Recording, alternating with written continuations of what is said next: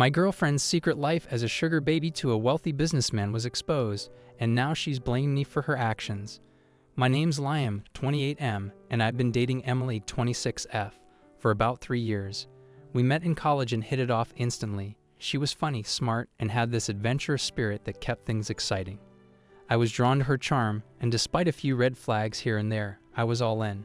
We moved in together after a year, sharing a modest one-bedroom apartment, and from the outside, we seemed like the perfect couple. At least, that's what I thought. Emily had always been good with money. She worked part-time at a local cafe, yet somehow always had the latest gadgets, the nicest clothes, and would surprise me with fancy dinners out. When I asked her how she managed to afford it all, she'd laugh it off, saying she was just really good at budgeting and that she found amazing deals online. I didn't question it. I mean, why would I? I trusted her, and I admired her ability to stretch a dollar further than anyone I knew. But looking back now, I see how naive I was. Last month, everything came crashing down.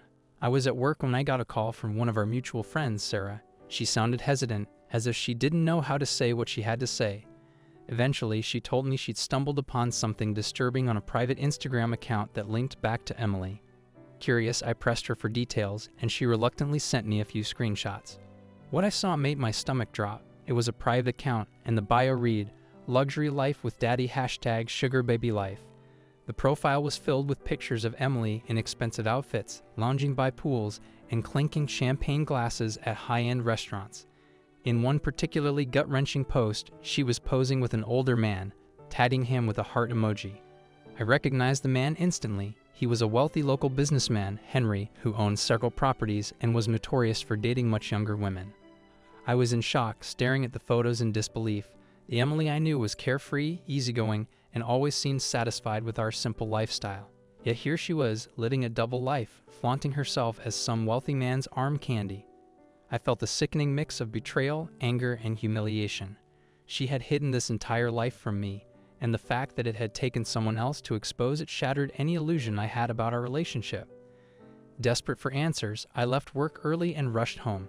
Emily was on the couch, scrolling through her phone, seemingly oblivious to the chaos her secret life was about to unleash.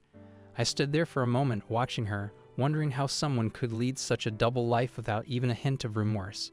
Finally, I cleared my throat, and she looked up, startled. "Hey, you're home early," she said, flashing me that easy smile she always wore, the one that used to melt my heart. I didn't waste any time. I threw my phone down on the table, displaying the screenshots Sarah had sent me. "Care to explain this?" I demanded, my voice cold and shaking with anger. Her face went pale as she looked at the photos. She quickly recovered, though, adopting a defensive stance that only made me angrier. "Liam, I can explain," she stammered. "It's not what it looks like." "Not what it looks like?" I shot back. "You've been parading around with this guy, living the high life on his dime, and you didn't think to mention it. I trusted you, Emily. I thought we were a team, and you're out here selling yourself to some guy who's old enough to be your dad." She flinched at my words, but then, to my disbelief, she had the audacity to look annoyed. "It's not like that, Liam," she snapped. "You don't understand. I did this for us." "For us?" I repeated, my voice dripping with disbelief. "You think this is for us? Running around with some rich guy behind my back and hiding it from me?" She crossed her arms, her expression hardening. "Look, money's been tight, and you've been struggling with your job. I was trying to help out, okay? Henry's generous. I figured if I could just make some extra cash, we wouldn't have to worry so much about bills. I didn't want to stress you out, so I kept it to myself." Her words hit me like a slap. She was actually trying to spin this as if she'd done it for me, as if this betrayal was somehow my fault. I couldn't believe it. I stood there, feeling a mixture of disbelief and fury as she continued, digging herself even deeper. "Besides," she added, her tone defensive, "it's not like we were struggling, but you're always talking about your job not paying enough and how we can't afford to go on vacations or do anything fun. I just wanted a little more for us." The excuses she spewed only fueled my anger. "So your solution was to sell yourself out to some rich old guy without even telling me?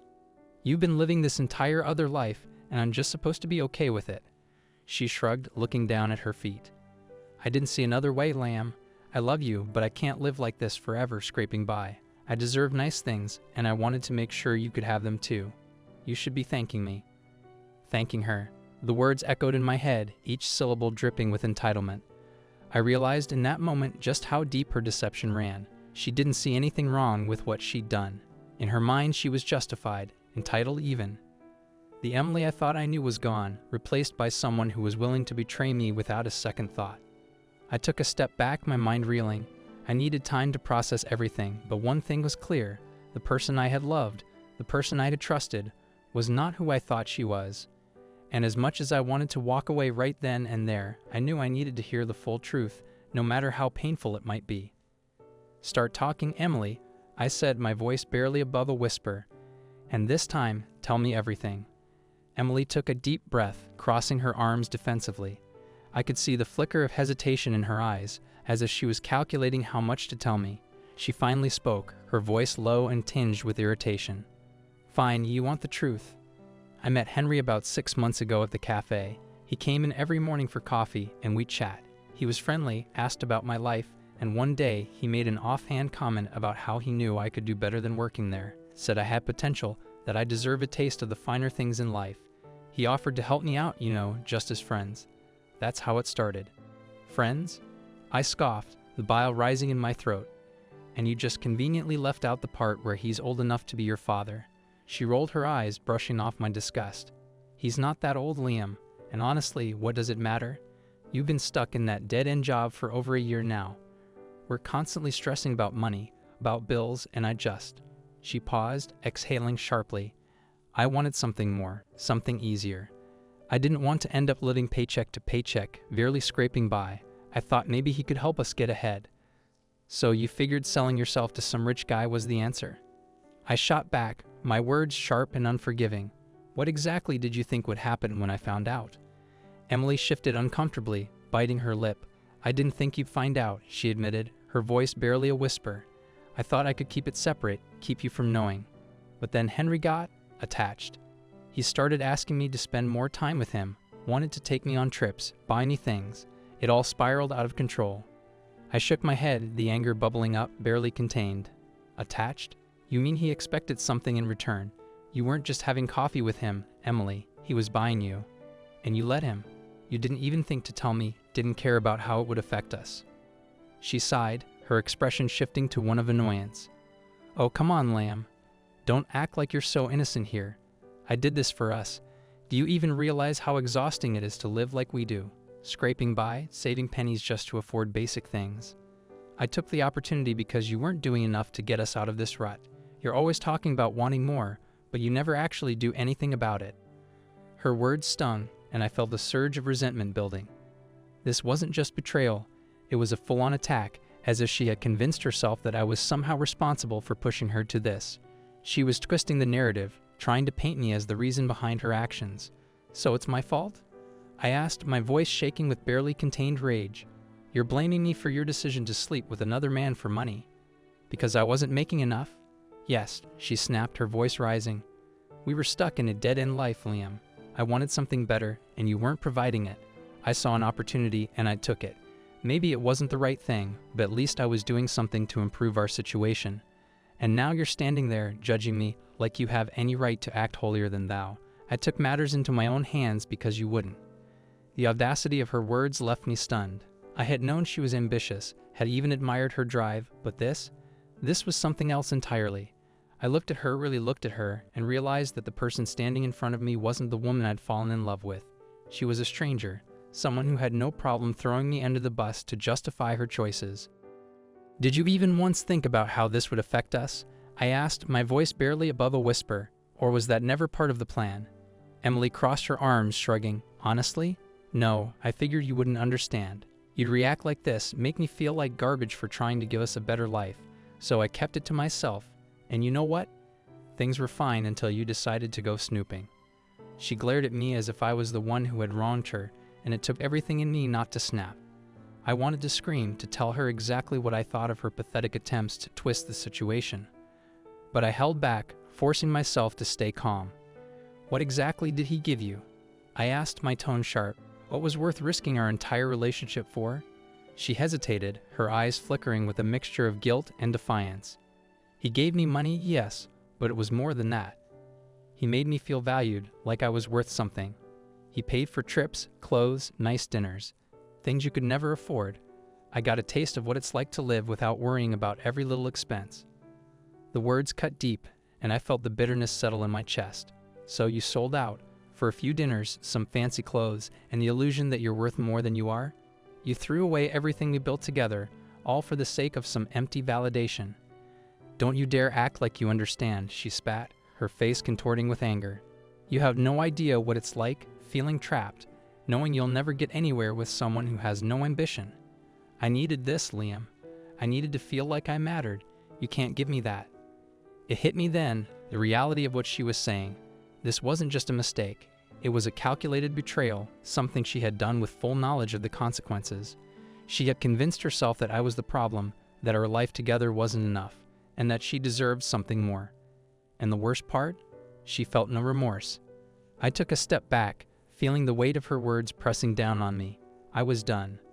There was nothing left to salvage, no way to fix the damage she had caused. She had made her choice, and now it was time for me to make mine. "Pack your things," I said, my voice cold and final. "You're leaving. I don't care where you go, but you're not staying here." For the first time, I saw a flicker of panic cross her face. She opened her mouth to protest, but I cut her off. "This is over, Emily. I'm done. I don't care about your excuses, your justifications, or your pathetic attempts to make this my fault. You chose this life, not me. Now live with the consequences." She stood there, staring at me, her face a mixture of anger and desperation. But I didn't care anymore. I turned and walked out of the room, leaving her to pack up whatever was left of our relationship. I knew I'd never look at her the same way again, and as I closed the door behind me, I felt a strange sense of relief. I was finally free. I spent the night on my friend Tom's couch, still reeling from everything Emily had said. My mind was spinning, alternating between anger, betrayal, and disbelief. I kept playing the conversation over in my head, each word like salt in an open wound. I trusted her, believed in her, and she'd thrown it all away for a chance to play pretend in some fantasy life. Tom sat across from me, handing me a beer. "You look like hell, man," he said, his eyes filled with concern. "Can't believe she'd do this to you." I took a sip, grateful for his company. "Neither can I muttered, staring into the bottle. "It's like I didn't even know her. She acted like it was all my fault, like I forced her to go behind my back." Tom shook his head, clearly disgusted. "That's messed up. And she blamed you? Typical. Some people just can't own up to their mistakes. They always need someone else to point the finger at." I nodded, feeling a mixture of frustration and relief. Talking to Tom helped clear my mind, but it didn't change the fact that my entire life had just imploded. She made it sound like I was holding her back, like she deserved more than what we had. I thought we were in this together, you know, but apparently that wasn't enough for her. Tom leaned forward, his expression serious. "Listen, Liam, I know it feels like everything's falling apart right now, but you dodged a bullet. She showed you who she really is. It's better you found out now than later when you're in even deeper." I knew he was right, but it didn't make the betrayal any less painful. I'd built a life with Emily, planned a future, and in one night, she'd torn it all apart. But as much as I wanted to wallow in self-pity, a part of me was fueled by a need for closure. I needed to know the full extent of her deceit, to understand just how far she'd gone. The next morning, I went back to our apartment to gather my things. I didn't want to stay there any longer than necessary, but I needed my belongings. When I arrived, I found Emily sitting on the couch, her eyes red and puffy. She looked up as I entered, opening her mouth to speak, but I held up a hand to stop her. "I'm not here to talk, Emily. I'm here to pack my stuff and leave. I don't want to hear any more of your excuses." She looked away, fidgeting with the hem of her shirt. "Liam, I know I messed up. I should have been honest with you. I just thought." "You thought what?" I interrupted, my voice dripping with sarcasm. "You thought I'd be okay with you selling yourself to some guy for money? Or that I wouldn't find out?" Emily's face twisted in frustration. "It wasn't like that. Henry and I had an arrangement. It wasn't about love. It was about survival. We needed the money, and you weren't providing it." I felt a surge of anger, my fists clenching at my sides. "Stop blaming me for your choices, Emily. You had plenty of options. You could have gotten a second job, cut back on expenses, or, I don't know, actually talk to me. But instead, you decided to go behind my back and betray me." Her eyes filled with tears, and for a brief moment, I felt a pang of pity. But it quickly dissipated as I remembered the hurt she caused. I walked past her, heading to the bedroom to start packing. As I gathered my clothes, I noticed something sticking out of the nightstand drawer, a small black notebook. Curious, I pulled it out and opened it, flipping through the pages. My stomach dropped as I realized what it was. The notebook was filled with detailed records of her meetings with Henry, dates, amounts, and even brief descriptions of what had transpired. Each page was like a punch to the gut, a reminder of how deeply she'd betrayed me. She hadn't just been spending time with him, she kept meticulous records, almost like a business transaction. I stormed back into the living room, the notebook clutched in my hand. Is this what you've been doing? Treating your affair like some twisted side hustle. Emily's face paled as she saw the notebook. She reached for it, but I yanked it away, holding it out of her reach. You kept records, Emily? Like it was just another job. How could you be so cold, so calculated? She swallowed, tears streaming down her face. It wasn't like that, Liam. I was just trying to keep track, to make sure I was getting what I needed. I didn't want to be taken advantage of. I let out a bitter laugh, shaking my head. Taken advantage of? You took advantage of me. You used me as a safety net while you went out and sold yourself to some creep for money. You lied, you cheated, and now you're sitting here, acting like the victim. Emily broke down, sobbing into her hands, but I felt no sympathy. The notebook had revealed everything I needed to know. She hadn't just made a mistake. She'd made a series of calculated choices, each one more selfish than the last. I felt like I was looking at a stranger, someone who had never truly cared about me. I threw the notebook on the coffee table, my voice cold and final. I'm done, Emily. You made your bed. Now lie in it. She looked up, her eyes pleading. Liam, please, don't leave like this. I know I messed up, but we can work through this. I'll stop seeing him. I'll do whatever it takes to make it right. But her words fell on deaf ears. I turned and walked out of the apartment, leaving her sobs echoing behind me. As I stepped into the hallway, I felt a strange sense of liberation. I was free from her lies, her manipulations, and her twisted sense of entitlement. As I walked down the stairs, I pulled out my phone and dialed Tom's number. When he picked up, I could hear the concern in his voice. Liam, you okay, man? I took a deep breath, the weight of the past few days settling on my shoulders. Yeah, I'm okay. It's over. I'm done with her. Tom let out a sigh of relief. Good. You deserve better, Liam. You deserve someone who respects you, who values you for who you are. I nodded, a sense of clarity washing over me. Thanks, Tom. I don't know what comes next, but I know one thing. I'm not looking back. I hung up the phone, feeling a renewed sense of purpose. Emily had tried to break me, but I was stronger than she'd ever imagined. I was done with her lies, her deceit, and her selfishness. It was time to rebuild, to find someone who valued honesty, loyalty, and trust. And as I stepped into the sunlight, I felt a newfound sense of hope. I was finally free. I thought leaving Emily would bring me closure, but it didn't. The days following my departure felt strangely hollow. I kept running through all the things she'd said, trying to piece together the lies she'd woven and how I'd failed to see through them.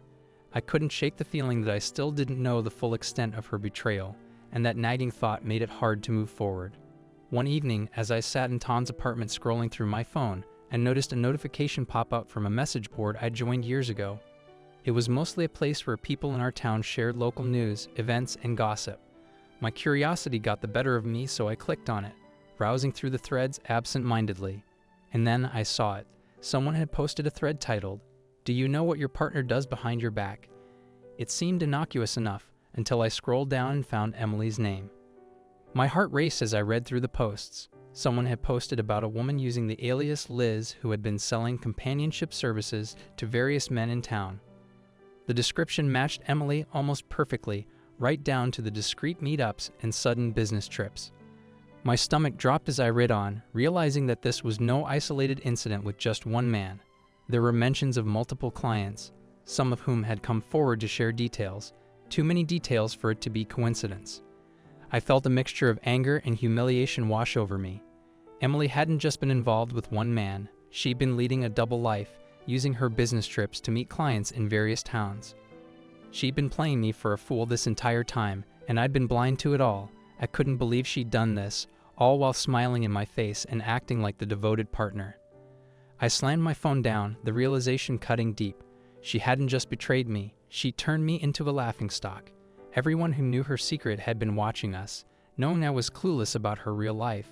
I thought back to the way she'd blamed me for her actions, making it seem like she was justified in what she did. But this wasn't about survival. It was about thrill, deception, and the pleasure of playing people against each other. I picked up my phone again, my hands shaking with anger as I called Emily. She answered on the second ring, her voice annoyingly calm. "Liam, what do you want? I thought we were done." "You're right, Emily," I snapped, struggling to keep my voice steady. "We are done, but I'm not calling for closure. I'm calling to tell you I know everything." There was a brief silence on the other end, and I could almost hear her mind racing, trying to figure out what I meant. "What are you talking about?" she finally asked, her tone laced with feigned innocence. "Don't play dumb with me," I growled. "I know about your side gigs. I know about the other men. All the lies you told me. It wasn't just about one guy, was it? You've been using me as your cover while you went around town with other men. And I'm willing to bet your sugar daddy isn't the only one." She let out a nervous laugh. "Are you serious right now, Liam? You're acting paranoid. This is exactly why I did what I did. You're so quick to jump to conclusions." "Don't turn this on me," I interrupted, my voice cold. "You're the one lying. You're the one selling yourself for cash, making a joke out of our relationship. And you know what? Everyone knows, Emily. They all know, and they've been laughing at me. So spare me the excuses and own up to what you did." Her laughter faded, replaced by a stony silence. "Fine," she said after a moment, her tone dropping. "You want the truth? Yeah, I've been with other men. A lot of other men. You weren't enough, Liam. You never were. I needed excitement, and you couldn't give me that." Her words cut deep, but they also filled me with a cold clarity. I'd been blind, loyal to someone who saw me as nothing more than a stepping stone in her twisted game. But now I knew the truth, and I wasn't going to let her get away with it. "You know what, Emily?" I replied, forcing a calm I didn't feel. "You can have your so-called excitement, but don't expect me to stay silent. I'm done protecting you. I'm going to make sure everyone knows exactly who you are and what you've been up to. You'll be lucky if anyone ever trusts you again." She scoffed, but I could hear the hint of fear in her voice. "What, you think you can scare me? Go ahead, tell whoever you want. I don't care, you're just bitter because you couldn't keep me happy." "I may be bitter, but I'm not the one who's going to end up alone," I replied. "You think these men care about you? They're using you just like you used me. You're nothing but a pawn in their game, just like you made me a pawn in yours. Good luck with your so-called life, Emily. You'll need it." I hung up, feeling a strange sense of relief. She tried to play me, to twist the narrative and make me doubt myself. But I wasn't going to be her victim anymore. I had my dignity, and I wasn't going to let her take that from me. Later that night, I sat down with Tom, telling him everything I'd discovered. He listened, shaking his head in disbelief. "Man, I'm so sorry you had to go through this, but you're doing the right thing by cutting her off. She doesn't deserve an ounce of your sympathy." I nodded, feeling the weight of his words sink in.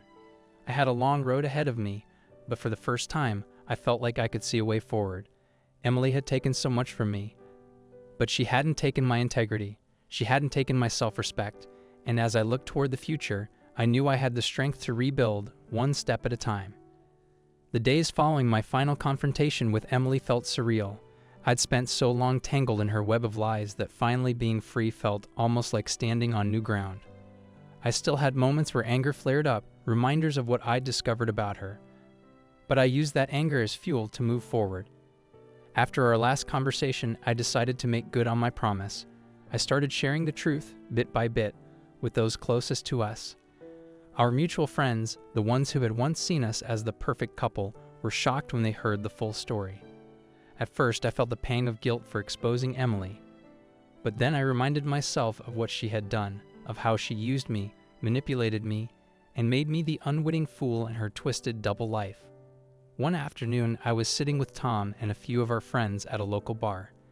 We'd been talking about everything I'd gone through, and I finally felt like I could breathe again, surrounded by people who genuinely cared. "I still can't believe she pulled all that off," one of my friends, Mike, said, shaking his head. "The whole time she was lying to your face and acting like the victim. She's unreal." "People like that don't care about anyone but themselves," Tom replied, taking a sip of his drink. "They'll step on anyone just to get what they want."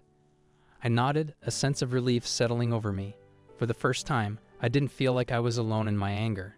I had a support system, people who understood the depth of betrayal I'd experienced, and it felt good to know I wasn't carrying the weight of this alone. But just as I was beginning to feel a sense of closure, Emily reappeared in my life in a way I hadn't expected. She sent me a long, rambling email, pleading with me to reconsider our breakup. She claimed she'd made a huge mistake, that she was lost and confused when she turned to other men. She begged me to give her another chance, saying she was willing to go to therapy, to work on herself, to do whatever it took to win me back. I stared at the screen, a mixture of disbelief and disgust churning in my stomach. She wasn't sorry, she was just desperate. Emily's true nature had been revealed, and now that she was facing the consequences of her actions, she wanted me to be her safety net. I wasn't about to fall for it. Without a second thought, I hit delete. I was done with her games, her lies, her endless manipulation. I'd spent enough time as a character in her story. It was time for me to take control of my own. In the weeks that followed, Emily's life began to unravel. Her online antics were exposed on social media when someone anonymously shared screenshots of her profile with the local community. The people who had once admired her saw her for what she truly was. She tried to reach out to mutual friends, but most of them had already distanced themselves, too disgusted by what they'd learned. Eventually, I heard through the grapevine that she'd lost her job. Her boss had somehow caught wind of the situation and decided she wasn't the kind of employee they wanted representing their company. I felt a strange sense of vindication, knowing she was finally facing the consequences of her choices. But I didn't linger on it. Emily was a chapter of my life I was closing for good. Around this time, I began focusing on rebuilding my own life. I started a new project at work, something I'd always wanted to do but had put on hold while dealing with the turmoil of our relationship. I reconnected with old friends I'd lost touch with and even started dating again, taking things slow, allowing myself to trust someone new. One evening, as I was walking through the park near my apartment, I spotted someone sitting alone on a bench. It was Emily. She looked disheveled, a shadow of the confident woman she'd once been. Her head was bowed, her shoulders slumped, and I felt a brief pang of pity. But then I remembered everything she'd done, every lie she'd told, every betrayal she'd orchestrated, and that pity faded away. I walked past her without stopping, without even looking back. I didn't owe her anything, not even a glance. I had moved on, and I was determined to leave her behind, to let her deal with the mess she'd made. As I continued down the path, a sense of calm washed over me. I knew I had a long journey ahead, but for the first time in a while, I felt a sense of peace. I'd been through hell, but I'd emerged stronger, wiser, and with a clearer understanding of what I deserved.